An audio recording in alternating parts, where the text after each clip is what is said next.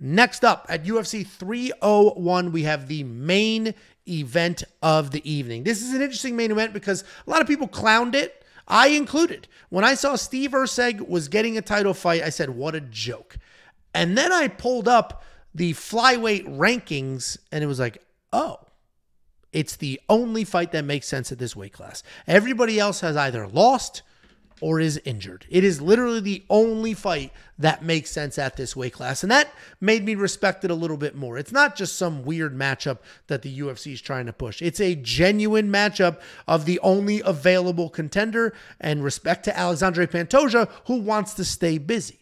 So we have Alexandre Pantoja defending his belt for the second time against Steve Erceg. Pantoja is 27-5 in his career, 5-0 in his last 5, and he's coming off of his first successful title defense over Brandon Royval. He's taking on Steve Erceg, 12-1 overall, 5-0 in his last 5. He is riding an 11-fight win streak. Pantoja is an interesting guy because he is primarily a grappler, but he will walk forward, just march forward and go to work. He'll throw bombs. He's got some good power. He'll hand out some damage, but he's also a very good grappler. He's got good control, good ground and pound. His striking is pretty formulaic, meaning it's technical, 1-2. He's doing all the things he's supposed to do, but he's just going to do it while moving forward and just trying to win the fight. Alexandre Pantoja is a throwback to the days of when fighters tried to win fights. He's not trying to be exciting. He's not trying to be fun. He's not trying to be overly cautious either. He is literally just moving forward and trying to win fights to the best of his ability. He will throw punches. He will shoot takedowns. He will grapple. He's taking on Steve Erceg. I have made some unsavory comments in the past of Steve Erceg looking a little too unimposing to be a professional fighter. And I think we could agree. I mean, he looks like he works at the Genius Bar. He looks like a guy that could fix your computer or, replace your keyboard from IT at work. And it throws you off because you need IT to replace a keyboard? Where else are you going to get the keyboard from? You got to open a ticket. Hey, I need a new keyboard. And then they bring it to you. There's not just a stack of keyboards. Yeah, don't you feel stupid. But he is much more assuming in the octagon. He will stand there in the pocket and swing it out. We just saw it in his last fight where he slept Matt Schnell. He was not afraid to engage, and he is never afraid to engage. And people are forgetting that he's actually a grappler. He's primarily a grappler with okay takedowns, but very slick submissions that he will snatch up. Striking-wise, he will stay busy. He is improving at an incredible rate. He'll slam some calf kicks. He's picked up his volume. He's got that wide stance. His head movement is really not there, but he's not a coward, and he will hang out in that pocket and swing for the fences. Ultimately, Steve Erceg is a very good fighter that has himself a nice record here, and he's earned himself a title shot after only 3 fights in the UFC. I do think it's too much too soon. I do think Pantoja wins this fight, and I do understand the line tightening here because Steve Erceg is good, and there's a ton of question marks. He only has 3 fights in his UFC career. We don't know if he's way overhyped or way underhyped. We just don't know yet. And I understand people just shooting their shot and questioning that. I do think Pantoja's too well-rounded. I think his jiu-jitsu is too good to get caught in a Steve Erceg, slick submission. I think his striking is good enough to not get pieced up. And I think his wrestling is certainly good enough to get it to the ground. So I think Pantoja wins this fight. And I think it looks exactly like the Brandon Royval fight. Pantoja just beat probably the most dangerous 125-pounder out there in Brandon Royval. Just beat him. A whole bunch of takedowns. And I think that's exactly what this is as well. So I'm going to go Pantoja here, but I understand the question marks on Steve Erceg, and I understand people being on that side. What do you think, Jakey boy? I do respect Pantoja. I like Pantoja. He's an easy guy to root for, right? Family guy. He's doing this. He was did it for, revenge. Like, look at me now, Dad. I respect everything about his revenge. Those type of things. Yeah, his dad wasn't in his life, so he's like, "Are you proud of me now, Dad?" When he won, I thought you meant he like avenged his dad. Yeah, don't fucking interrupt me ever again. Yeah, I'll try not to. Nonsense like that. At least mine's topical and funny, and yours just like. Yeah, that was hilarious. No, that was hilarious. You're the one that interrupted me. You're right. It wasn't hilarious. I was asking for a clarifying question. Oh, you think your interruptions are hilarious? Every single one of them. That's why people are always commenting. Every More single interruptions, please. One of them. Yeah, that's why is the comments are absolutely always hilarious. asking for I like more Pantoja. interruptions. Excuse me. I like Pantoja as a fighter, as a person. He is an absolute dog, and he showed that he's a dog in that Brandon Moreno fight. I picked Brandon Moreno in that fight, and there's an argument being made that he did win that fight. But I picked Brandon Moreno because I said eventually Brandon Moreno is going to take over the fight. Third, fourth, and fifth rounds, his cardio, his pace is going to wear on a guy like Pantoja because Pantoja previously in fights, you can see he starts slowing down. And when he slows down, he gets fucking sloppy as shit. His striking is sloppy. His wrestling is sloppy. Everything gets sloppy starting in the second round. But it didn't even matter against Brandon Moreno because he literally just outdogged Brandon Moreno, got the physical takedowns. And once he got the takedowns, he was able to keep that top control. And he really was just all heart from the second, third, fourth, and fifth rounds. The Royval fight was a little bit easier, right? He was able to get the takedowns, good control. But in a dogfight, he was all heart. Unfortunately, in this fight versus Erceg, that sloppy stuff in the second round, in the third round, I think he's going to be in fucking trouble. Because this guy Erceg is the much better striker, much more technical striker. Everything he throws is on the fucking button. He could pump a jab out there. He could probably win this fight with just a jab and defending takedowns. Because this jab is fucking a piston. He throws the right hand behind it. Pantoja is sloppy with the striking defense. We'll just keep walking into that jab. And what people need to remember, what people need to understand is Steve Erceg, people, I guess now, so first people thought he was just a jiu-jitsu grappler.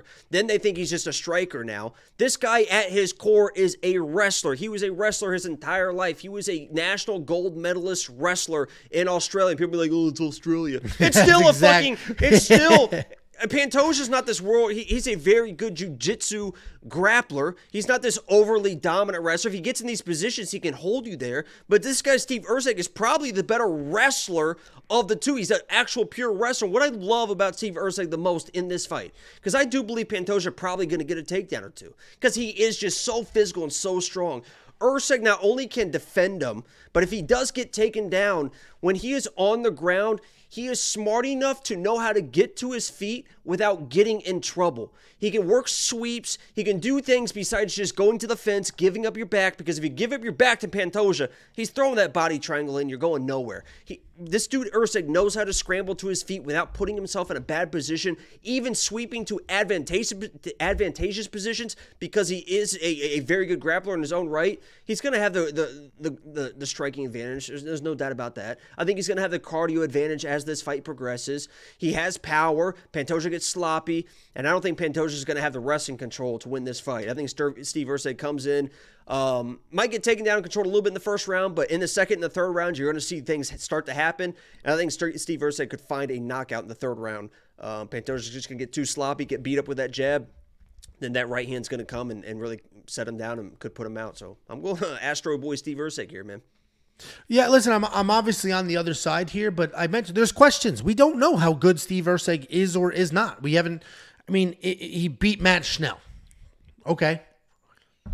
Great. He did, it was a spectacular finish, and he beat him, and it got him here because everybody else is injured or not available. Like Albazi should be his fight, but he's injured, he's unavailable. So I get it, and you can't fault Steve for that. And the only reason I am going the Pantoja side, I mentioned the offensive wrestling, and we don't have all the answers on Steve Erceg. We're going to have a lot of answers this fight. So, you know, what went from a main event that I was questioning, I was like, this is not great, to like, all right, I'm interested now. I am interested. Let's see what happens here. Yes, small red child. Did he get out? Is that what you're looking? Did he get out? Yeah, gotcha. I honestly am a little bit surprised when this fight was announced and people don't really know. I obviously know about Steve Erceg, and I was always going to be on Steve Erceg, but I honestly thought that this was going to be like -3, and obviously it opened 255. I thought it was going to be 300 and stay at 300, because I cannot believe there's that many people that feel like me. I mean, I get it, right? But I can't believe there's that many people that feel like me, and this has been bet down all the way to almost 160 at one point, so... The two favorite underdogs I'm seeing, at least as far as the comment section is concerned, are Elfsbrenner and Steve Erceg. Those are the two names that are coming up the most for this dog. He's going to win. Plus money. And that's what makes these cards interesting. So I'm looking forward to it. $8,800 in DraftKings, $7,400 in DraftKings. Frankly, pick your side. Either side is great value. It's 5 full rounds. If Pantoja wins, it's going to be a lot of wrestling, a lot of grappling. He's going to put up some real points. If Erceg wins, he could potentially stop Pantoja or get his own wrestling going. So pick your side in the DraftKings. Are you going to spend the $7,400 on Erceg? I think I am. I think I am.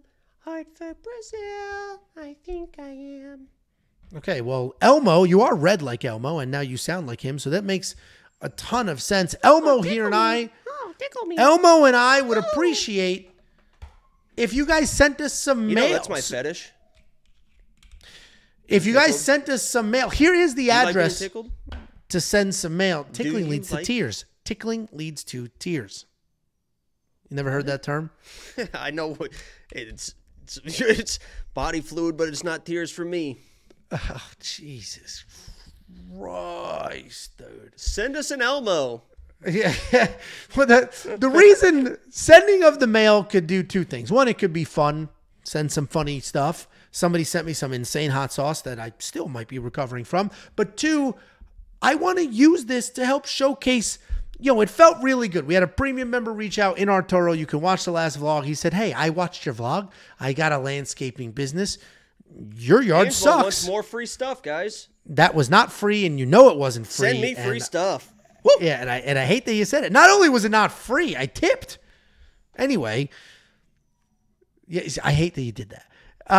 Send some stuff. We'll feature your small business. We'll wear the clothes. Shit, man. We'll just stop asking for free stuff. I want free stuff. I want everyone to become a premium member just for the simple fact that it contributes to me going to Brazil. Guys, if you guys haven't seen it, if you guys are just watching, look on our channel. Last week I interviewed the man, the He-Boss. We're close to Brazil, baby. We got to get there. Become a premium member today. $10 a month. You get a whole bunch of shit in return, but just support the dream. Support the dream. We would appreciate the support. Stanley Cup says, what are we cooking for the Fight Foods vlog? I actually don't know yet. Somebody I got a $100 super chat last Thursday, and he said, these are for brisket and ribs for the Fight Foods vlog. I will do that. Pork. I'm not going to do it for this one. I will. There's a new model pork of sandwich sounds so good. I made pulled pork 2 events ago. Did you eat it? I think I really enjoyed it. Yeah, I think that's the you made tacos and you loved it. Yeah, you did. I was like, this is fucking incredible. You did love Christ, you're really eating that shit. Yeah, that's right, because you never eat. Yeah, because I ate it downstairs, and then later on during the fights, I had like 2 or 3 more tacos. That's right. Good. I love and actually, pork. This guy says Brazilian food, Brazilian steak. I always wanted to make like themed food, but that gets hard. I actually do have gaucho seasoning. You know what gaucho seasoning is? Avocado. No, that was Italian. Gaucho seasoning. I like jerk chicken. Gaucho seasoning is if you go to like a Texas de Brazil or a Fogo de Chao where the meat comes out on swords, that's the seasoning they use. It's like very salty, but very, very good. I did buy some gaucho seasoning, so I might do some steaks, some meat like that, and gaucho the shit out of them. But we'll see. I usually decide Fight Foods the last minute. I will do ribs and brisket with that super chat money. There's just a new model of my grill coming out. And oh God, become a premium member, guys. No, I reached out to them. Needs a grill. Oh, no, you reached out. I reached out to them. Well, yeah, that's different. That's a company. let Masterbuilt send me a free grill, not these people. These people, we want to give you something for your money. Guys, I know you don't want to support Angelo, but put it to the side and support me. So a couple things. Thank you, Jonathan, for pointing out I'm tall. I am 6'3". So if people think I'm short, it's the chair. I don't know what it is. I am 6'3". But everything you write, you always say this user. Why do you do that? I am curious. Like you wrote it. I know you saying that. But I see your comments. You do that too. It's interesting. Either way, become a premium member. It's a great way to support us, but you get the greatest value in this space. You get the line movement tracker, which is a tool. You get the detailed data metrics and analytics. This is a tool. You can use this for a myriad of reasons, and it's already put together for you, ready to go. Not only do you get this full giant spreadsheet with the color coding the way it is, you also get the individual chunks. We broke it down into fight metrics, biometrics. We broke it down into different categories where you can sort the chart and work your way through it and say, who lands the most amount of strikes on this card? Oh, wow, it's this fighter. And then you can go to Prize Picks. You can go to Underdog, see what their line is, and then play the under or the over. You're also going to get the bets, the picks, the DraftKings Optimizer preloaded with the best ownership projections in the game. And you're going to get more than just me and Jakey Boy. You're going to get Artem breaking down far more than just UFC. He's giving you PFL.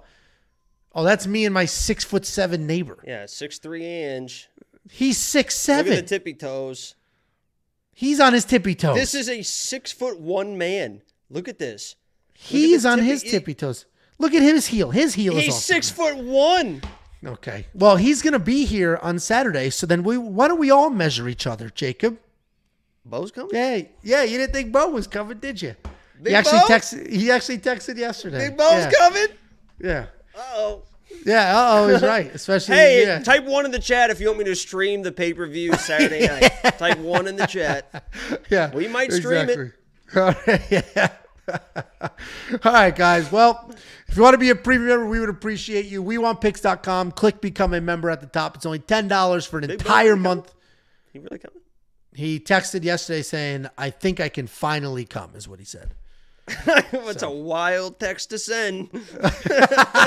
He did spell come weird. If you're ready, I think I can finally come. It's like, whoa. Angelo and the neighbors. WeWantPicks.com. Click Become a Member, guys. Thank you so much for the watch. As always, we appreciate every Like the stream on your way out. Yes, please. Please. And goodbye. Obrigado.